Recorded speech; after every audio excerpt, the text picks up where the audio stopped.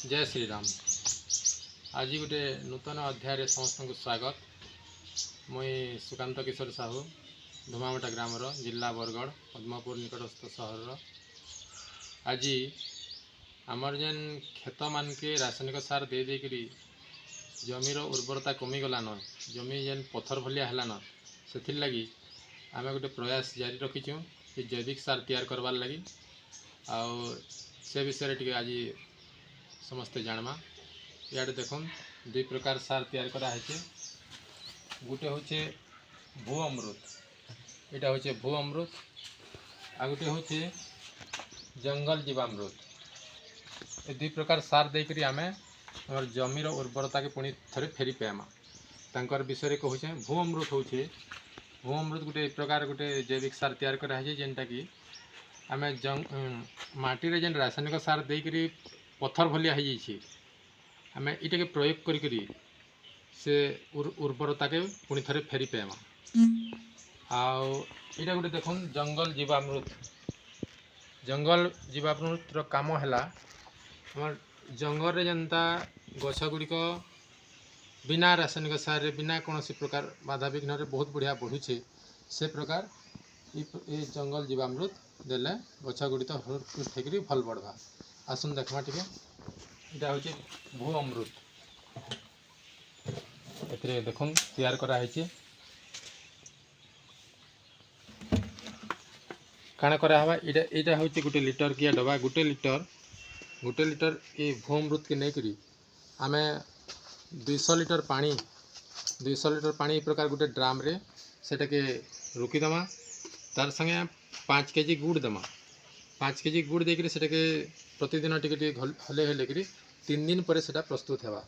ये काण करमा गोटे बाल्टी 3 दिन पर गोटे बाल्टी से औषध के रुकी मग साहाଯ୍य आम प्रकार खेत में झिटी दे पारमा, किंबा जेन बाट पानी जाऊे खेत के से जगह रुकीदे जदि से जगह खेत के जाऊे बेले से प्रकार भी सुविधा रे काम देवा।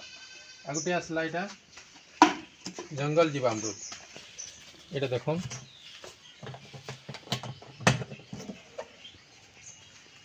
ये हूँ जंगल जीवामृत। इटा भी से प्रकार काम करमा। इटा जिते बेले लिटर काम कर लिटर 200 लिटर रे पूरा ही सारवा झिटी सारमा से ड्राम रे धुई करी इथिर लिटर और 200 लिटर पानी और 5 केजी गुड़ देकरी से हले हले करी 3 दिन पर से औषध के भी आम प्रस्तुत कर पारमा। आ गोटे गोटे बाल्टी रे रुकी करी आम खेत रे आम ए प्रकार झिटी पारमा। इतार काम है आमर माटी के उर्वरता बजाय रखबा, माटी के फटावा और से जगह केंचुआ सृष्टि करवा, पुणी थे उर्वर करवा माटी के।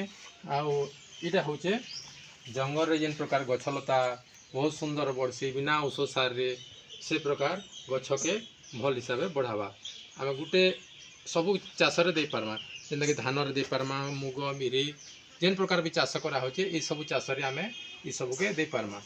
आम जदि ये सार हिसाब से व्यवहार करूँ, आम रासायनिक सार जेहेतु आम अभ्यास कर सारान, तो यहाँ देलापर आम से भागे भागे कमे देमा, जेहेतु से अभ्यास रे परिणत होती माने यहाँ जब देमा से आम रासायनिक सार जिते दौथमा तार भागे देमा। आ प्रकार सार जिते थर दौथमा यहाँ भी से प्रकार 3 डोज लेखा देमा।